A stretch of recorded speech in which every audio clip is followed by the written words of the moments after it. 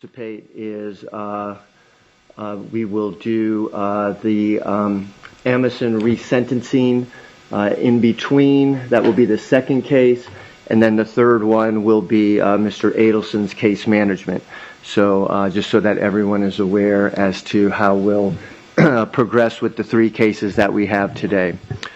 All right, so the first case that we are here on today is the State of Florida versus Katherine Magbanua. It's 2016 CF 3036 and 2018 CF 497. I think what I can do is, let's see, since I'm on mute, I guess so that everybody can hear me. They can hear you while you're muted. If they can hear me while I'm muted? Okay. An echo problem. All right. Okay. Thank you, Ms. Kaplan. All right, and we are here today for a sentencing hearing, and good morning, Ms. Kwas. Good morning, Your Honor. All right, and Ms. Kappelman, you're here on behalf of the state, correct? Yes, Your Honor. All right, thank you. Okay, and is the state ready to proceed, Ms. Kappelman? Yes, sir. Is the defense ready to proceed? Yes, Your Honor. Thank you. All right, Ms. Magbanua, on May 27th, you were found guilty by a jury on 3 counts, guilty of first-degree murder, of conspiracy to commit first-degree murder, and of solicitation to commit first-degree murder. You were entitled to a pre-sentence investigation. That has been done and provided to the court, and I have read and reviewed that pre-sentence investigation. Ms. Kwas, you received a copy of that, correct? I did, Your Honor. All right, thank you. All right, and then also I received numerous letters, victim impact statements that the court received, and I have read each one of those, and Ms. Kappelman, you provided those to me. Is that correct? If you're on the Zoom, I need you to stay on mute, okay? And you provided those to me, correct? Yes, Your Honor. All right, just wanted to make sure that we're clear on the record. Those were submitted to the court and reviewed. All right, and I received the score sheet, and Ms. Kappelman, will the state be calling any witnesses this morning? Yes, Your Honor. The state has one victim impact statement from Shelley Markel. Would you like that at this time? Okay, and just so that I know moving forward, Ms. Kwas, will the defense be calling any witnesses? No, Your Honor. Okay. I will be just making a short presentation on behalf of Ms. Magbanua. Okay, and Ms. Magbanua is choosing not to make a statement? It will be through me, Judge. She just doesn't feel that she would get through it, so she just authorized me to just make a very brief statement on her behalf. Okay, all right, thank you. All right, so Ms. Kappelman, the court will hear the victim impact statement, and that person is appearing by Zoom, is that correct? Yes, Your Honor. That person is the victim's sister, Shelley Markel, who is present on the Zoom. All right, I see Ms. Markel. Good morning, Ms. Markel. Good morning, Judge. Okay. Can you hear me okay? Yes, I can hear you fine, thank you. Thank you. All right, and Ms. Kappelman, ready to proceed? Yes, sir. Okay. Ms. Markel, what would you like to tell the court? Thank you, Judge Wheeler. I'm Shelley Markel, Daniel Markel, the victim. In this case, with my brother. I'll be reading my victim impact statement today and speaking on behalf of my family. I know that you also received quite a number of statements from Danny's friends, family, and colleagues, and they will certainly have shared with you their perspective on losing Danny. I'm confident that you'll consider them in your decision, as they show not only what a special person he was, but how significant the impact is of his loss. But here are a few things from my perspective. Danny was my brother, my only sibling, and I was his older sister, and I played that role with pride. When we were young, I showed Danny how to tie his shoelaces. I taught him how to love his nose.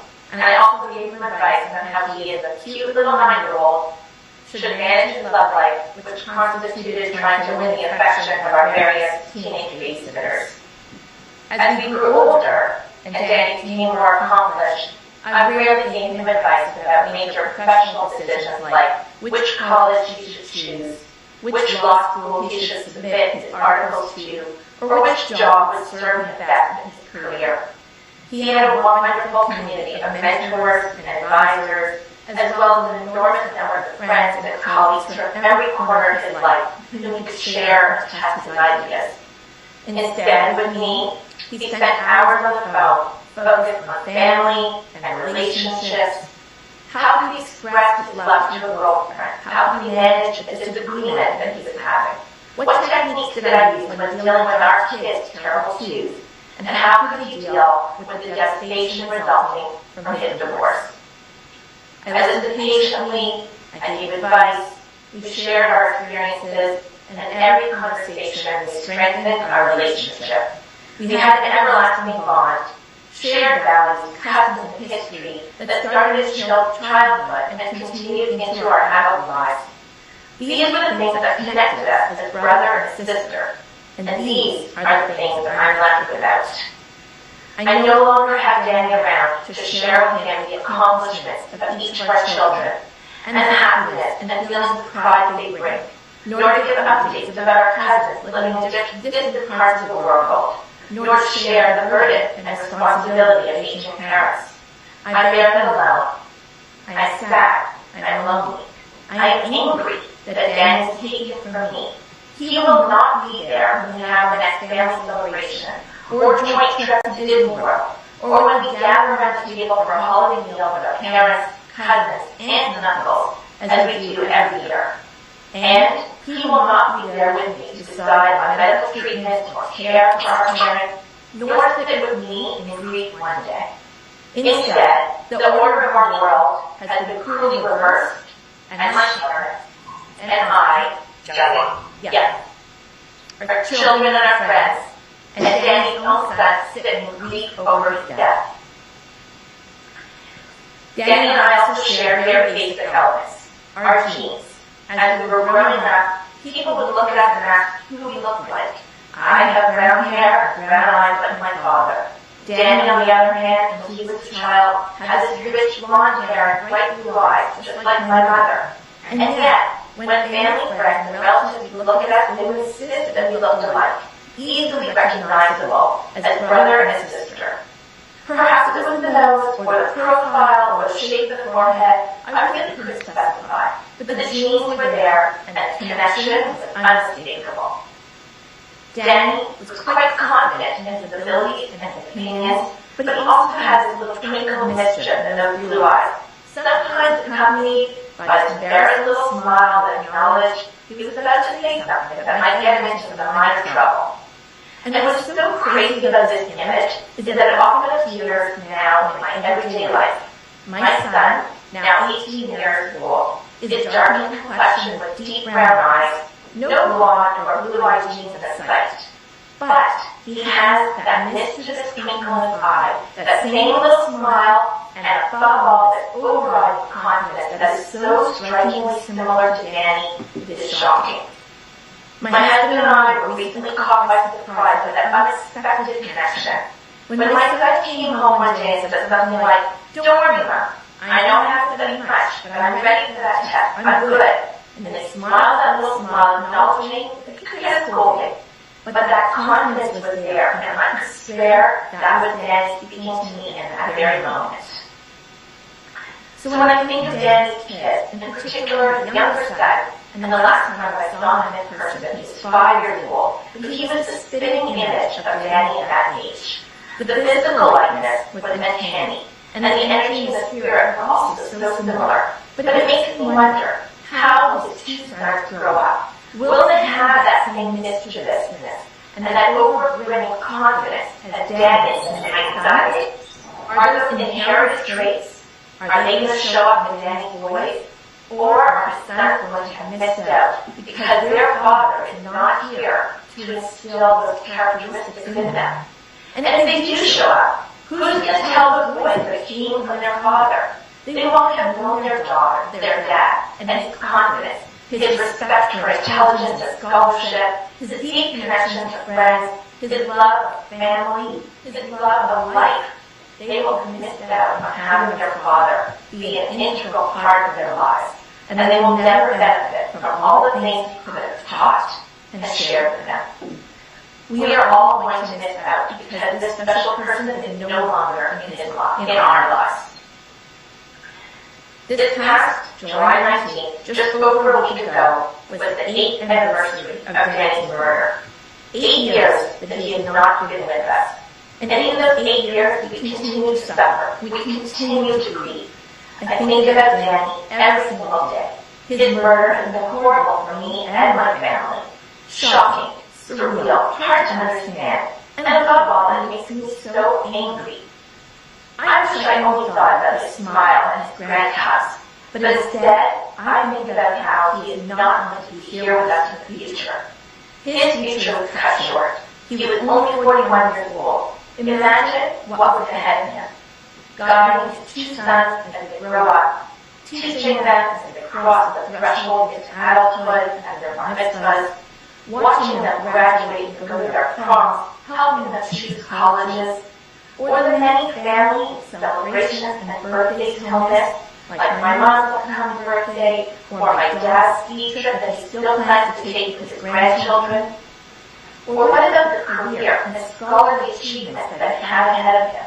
Maybe another book, or another generation of keen law students to teach. A community leader in his home of Tallahassee. Maybe he could have been a dean at the FSU Law School, or perhaps even a judge in a court like this one. But he is not going to have any of those opportunities. They were taken from him by those who planned and carried out his murder. A murder. It is not a disease or a freak accident that took Danny from us. It was murder. Justice means assuring that those who are responsible for the crime are convicted and receive the strongest possible sentence. Our system of justice, our values of right and wrong, and even Danny's own writing of restitution demand that the world be placed into the proper order. And that, Judge Wheeler, is what I respectfully request in this case. Thank you. Thank you, Ms. Markel. Thank you very much.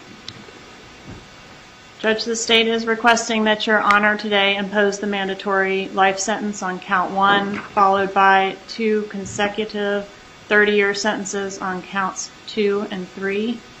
I did prepare a score sheet. I know you mentioned having one. Would you like me to approach with a copy? I have it in hand. Okay.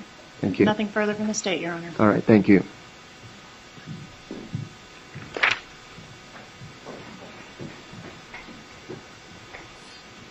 All right, Ms. Kwas. Your Honor, did you want me to remain at the table or go to the podium? I think wherever you're more comfortable, I don't have a problem. I just didn't know if I could do it here. All right, as long as you, if you can move the microphone a little bit closer so that I can make sure that I hear everything. I don't want to damage anything. Okay. All right, so just very, very, very briefly, Your Honor. We are very well aware of the law and that the court must impose a life mandatory sentence on the homicide charge. There is a conspiracy charge and a solicitation charge.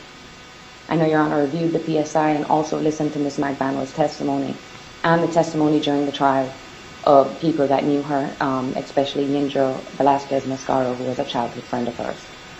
I want the court to be aware that there is a particular reason why Ms. Magbanua's family has never been in court physically, and I don't want the court to ever take that as an indication that they're not 1,000% in support of Ms. Magbanua.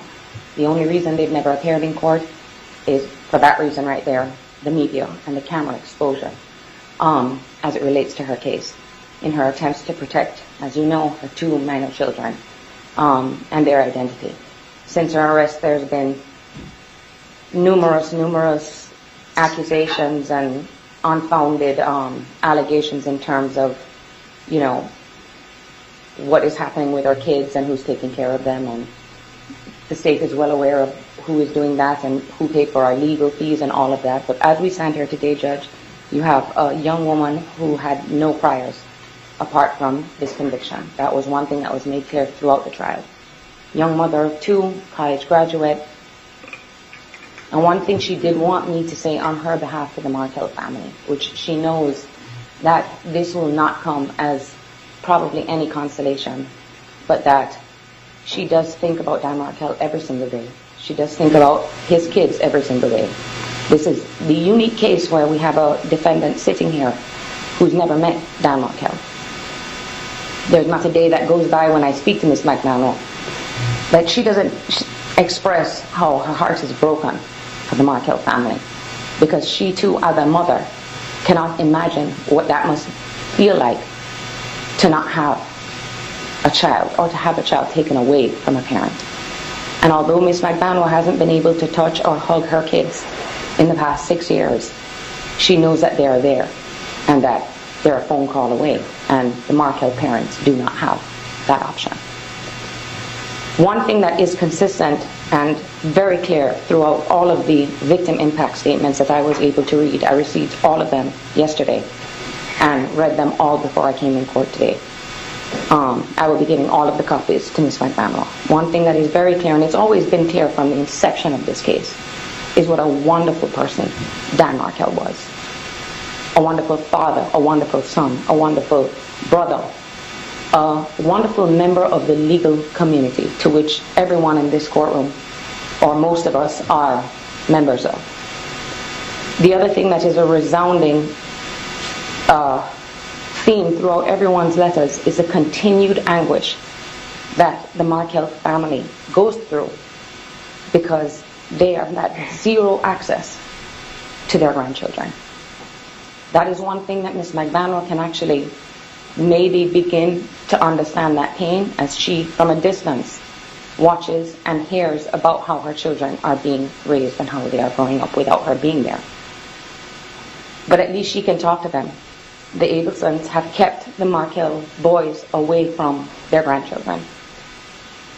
In particular, I became aware that the testimony that was provided by Wendy Adelson in terms of her efforts to try to reunify the children with their grandparents were all false. And that as soon as the trial was over, all communications or attempts to have them be in their lives had ceased. One thing that I can say that Ms. Magbanua hopes and prays for, and that she does know, is that justice is still ongoing and has not been reached in this case. And that she wants each and every person that had a hand in this and knows something about it to be brought to justice. I would ask Your Honor, Judge, if you could please impose the bottom of the guidelines on count 1 and count 2. I don't know which count they are, but the conspiracy count and the solicitation count, and have them run concurrent to the life sentence. I know it seems like it won't do anything, but I would ask, in light of the fact that Ms. Magbanua is, per the allegations, a principal in the case, has no priors. I went over the score sheet and not in objection, and I would ask that the court would impose on those 2 counts to run concurrently with the life sentence the bottom of the guidelines as calculated by the state, which is 172.5 months at the bottom of the guidelines on those 2 counts. That's it from Ms. Magbanua, Judge. And I appreciate the time, and she also wanted me to thank the court. She didn't get an opportunity to do that at the end of the trial. Thank you, Your Honor. All right, thank you, Ms. Kawas. Okay, I did have the score sheet here that I mentioned before, and the lowest permissible sentence on the counts 2 and 3 would be 172.50 months on those, and then the statutory maximum, as we've mentioned, is 30 years. Ms. Kappelman, would you mind going up, and can you move that podium, because I can't see you behind that at this point. So if you can move it one way or the other so that I can see you sitting at the table. Great, thank you very much. All right. Also, Madam Clerk or Ms. Kappelman, do we know what the credit for time served is at this point? I have that, yes, sir. I have 2,119 days.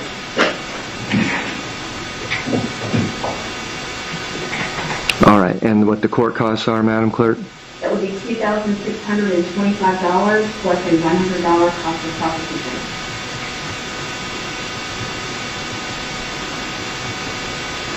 Okay, and the state's asking that all sentences run consecutive, is that correct? Yes, Your Honor.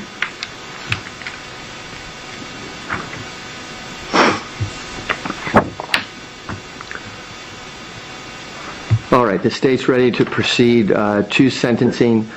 in the state of Florida versus Katherine Magbanua, 2016 CF 3036 and 2018 CF 497. Ms. Magbanua is present here in the courtroom along with her counsel. On count 1, which is the count of first-degree murder, you have been found guilty by a jury. You will be adjudicated guilty, and you will be sentenced to life in prison with no eligibility for probation or parole. On count 2, which is the conspiracy to commit murder, you have been found guilty by a jury. You will be adjudicated guilty, and you will be sentenced to a consecutive sentence of 30 years in the Department of Corrections. On count 3, the solicitation to commit murder, you have been found guilty by a jury of that count. You are adjudicated guilty, and you will be sentenced to a consecutive sentence of 30 years in the Department of Corrections. You have credit for time served of 2,119 days. Your court costs are $2,625 and $100 cost of prosecution, and those will be civil judged. You have 30 days to file a notice of appeal, and if you cannot afford counsel, then one would be appointed for you. Ms. Quaz? Your Honor, at this time I would ask if the court could, she has previously been found indigent, could appoint the Public Defender's Office for purposes of appeal. All right, I'll appoint the Public Defender's Office for purposes of appeal. Have we already taken fingerprints with Ms. Magbanua? Okay, so we don't have to do that. And so, Ms. Magbanua, you'll be taken back to the jail and then transported to the Department of Corrections to complete your sentence. Okay, anything else for the court, Ms. Kappelman? No, Your Honor. Ms. Kawas, anything else for the court? Nothing from the defense. Thank you, All Your right, Honor. thank you. Good luck to you, ma'am.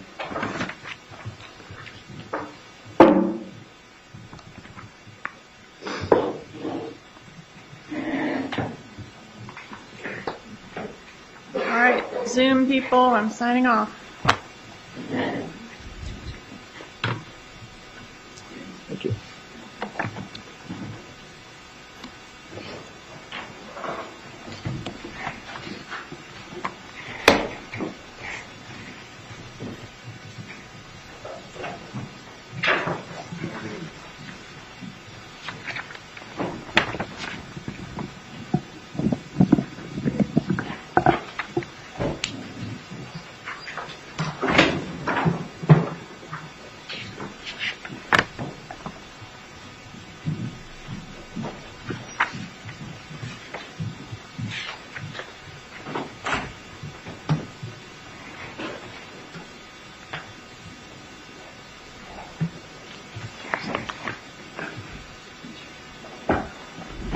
All right, Madam Clerk, here are keys. Anything else that you need for me to sign? We're all set? Okay, great. Thank you.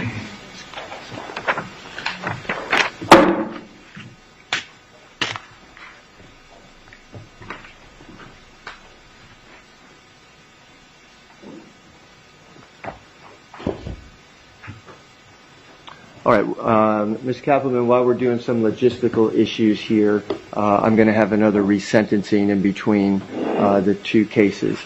So we'll see if they are available along with their attorneys. Mr. McNamara and Mr. Alvarez and your clients, please.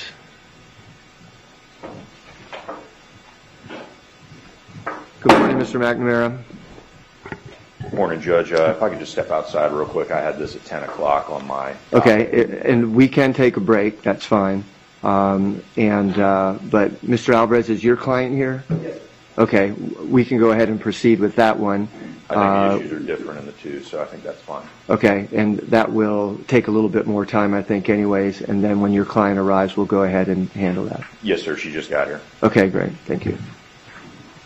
All right, good morning, Mr. Alvarez. Good morning. Let me go grab my client's mouth. Okay. Be right back.